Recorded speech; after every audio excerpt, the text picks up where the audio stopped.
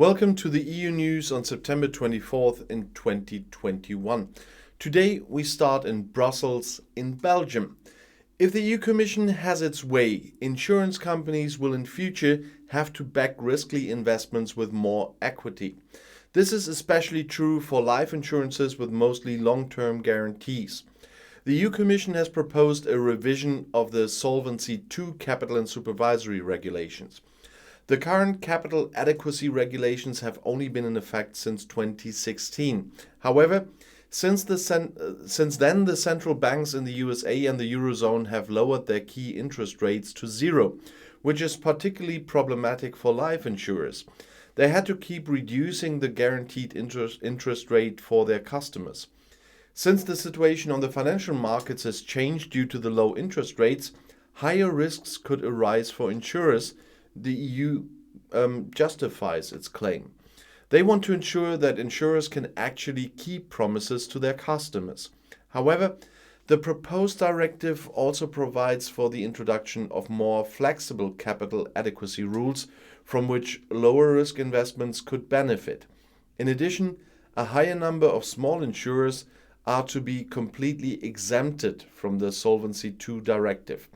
In addition, the risks should be calculated differently than before. This could free up around 90 billion euros in capital in the short term, said Economic Commissioner Valdis Dombrovskis. And he said, the idea is to free up capital for insurers and allow them to increase their contribution as private investors to Europe's recovery. The proposal also claims to aim to highlight climate concerns in the insurance sector. In future, insurers could consider risks from climate change in their risk analyses. In addition, the European Supervisory Authority for the Insurance Industry, the EIOPA, is to examine by 2023 whether advantages for insurers with climate and environmentally friendly systems would be justified. It's unclear whether and when the Commission's proposal will be implemented. The Brussels Authority is responsible for legislative proposals in the European Union. These are then negotiated with the European Parliament and the Council of Member States and finally approved by them. The introduction of Solvency II has already been postponed by years from 2012 to 2016. However, the guideline was passed in 2009. The legislators' aim was to better identify the risks of insurers in order to be able to counteract them more specifically. For consumers, risk-oriented endowment with equity capital is profitable because it makes insurers more crisis-proof. According to experts, life insurers came through the financial crisis well, but long-term guarantees, increasing life expectancy, and low interest rates on the capital market are considered a toxic mixture in the industry. The German Insurers Association GDV commented that the proposal still left many questions unanswered, in particular the precise calculation of the future yield curve and the resulting capital requirements. The precise design of these capital requirements is crucial for long-term products such as life insurance, said GDV boss Jörg Asmussen. At the same time, Asmussen welcomed the relief for small insurers. However, he refused preferential treatment for green investments as they are not always risk-free. The MEP Markus Ferber from the CSU also urged caution when calculating capital requirements. He said, we have to be careful that we do not turn off the money in the insurance industry through too strict capital requirements. For MEP Sven Giegold from the Greens, however, the proposal did not go far enough. He said, the European insurance rules remain full of holes like Swiss cheese. He criticized the capital relief of 90 billion euros as a gift to the industry. And now let's go to Warsaw, because there are new tones. The EU's Green Deal and the question of when and how Poland can become climate neutral are the focus of several panels at this year's Economic Forum in Karpacz in the Giant Mountains.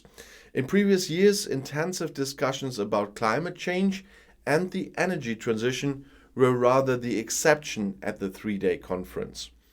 It is nicknamed Polish Davos because it attracts head of state, government and ministers from Central and also from Eastern Europe.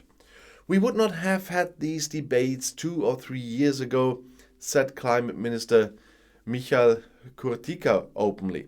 The fact that the national populist PiS government has introduced a climate ministry speaks volumes. They had previously attracted attention through protests against alleged attempts by the EU to nod towards green.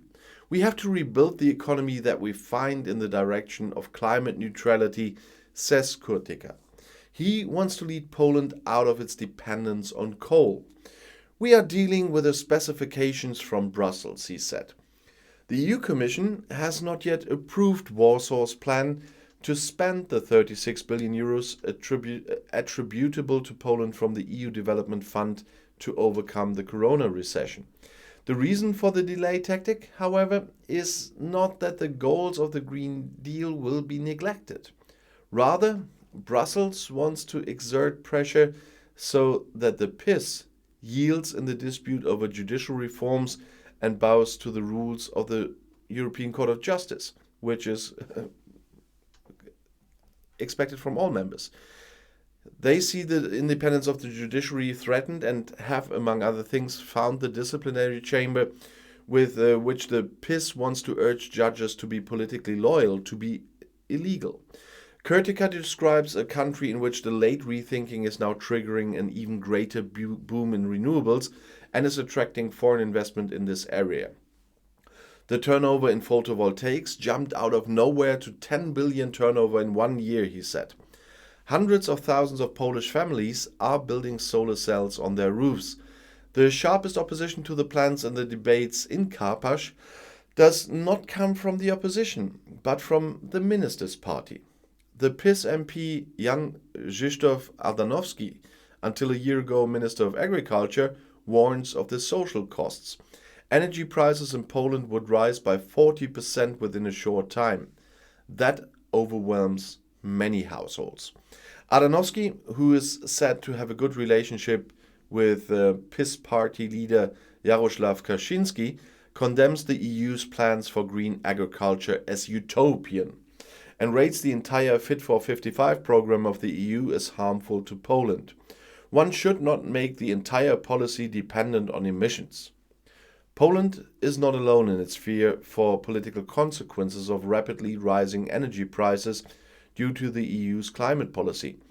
The gas prices, which have been in a corridor between 15 and 20 euros per megawatt hour for years, are currently more than 3 times as much, over 65 euros.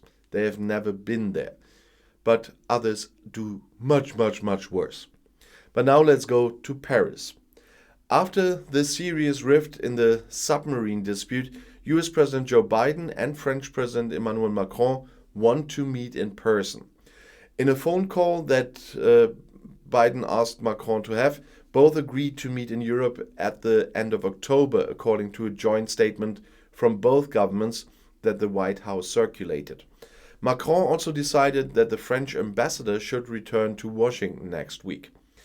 The joint statement said that the presidents agreed on in-depth consultations on Wednesday to build confidence and propose concrete steps toward common goals.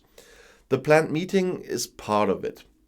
The two heads of state agreed that the situation would have benefited from open consultations between allies on matters of strategic interest to France and our European partners, the joint statement said.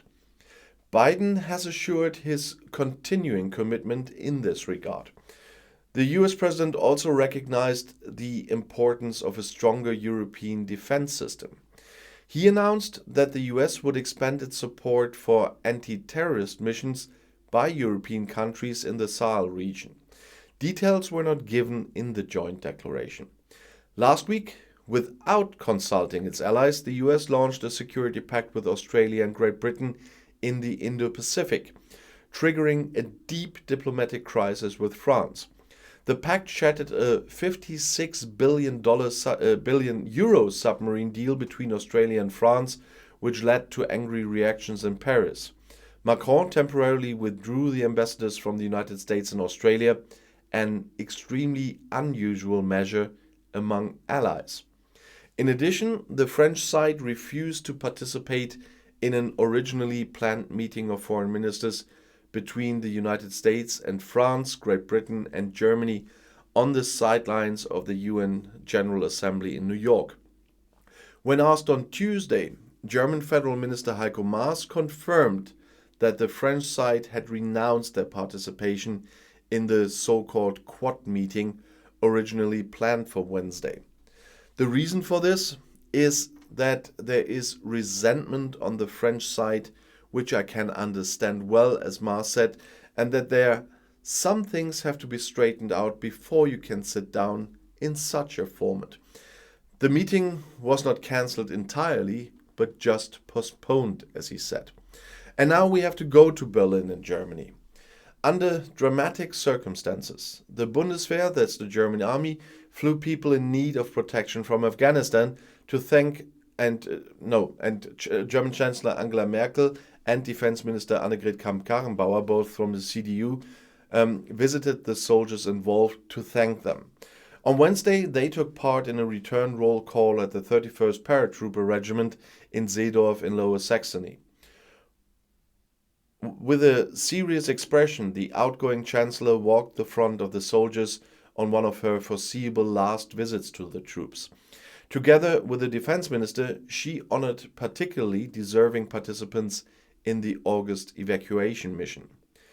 With an airlift that was quickly set up, the Bundeswehr had flown more than 5,300 Germans, other foreigners and Afghan local staff out of Kabul in 11 days. They were brought to safety from the militant Islamist Taliban, who had regained control of the Asian country within a few weeks. It all happened under constant great danger, said Kramp-Karrenbauer. And she said, there was shooting in Kabul.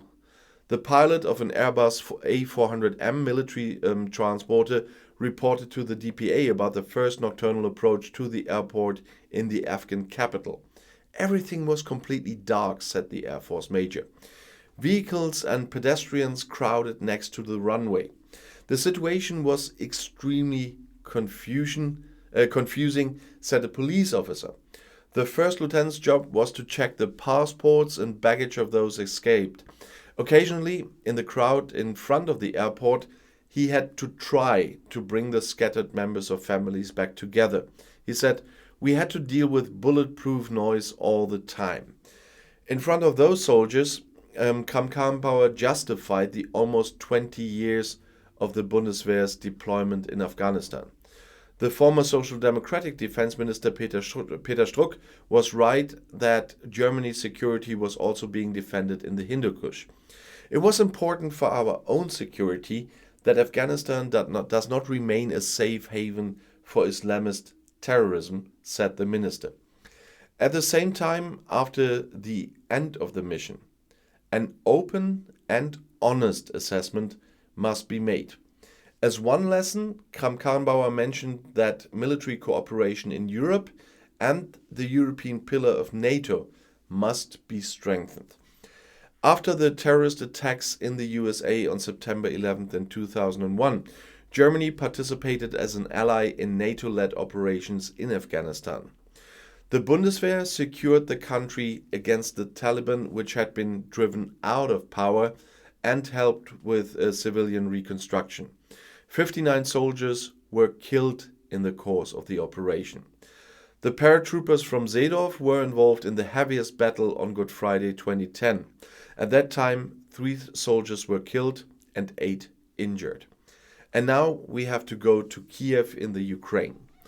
The closest advisor to the Ukrainian head of state, Volodymyr Zelensky, was the target of an attempted murder on Wednesday, according to the authorities.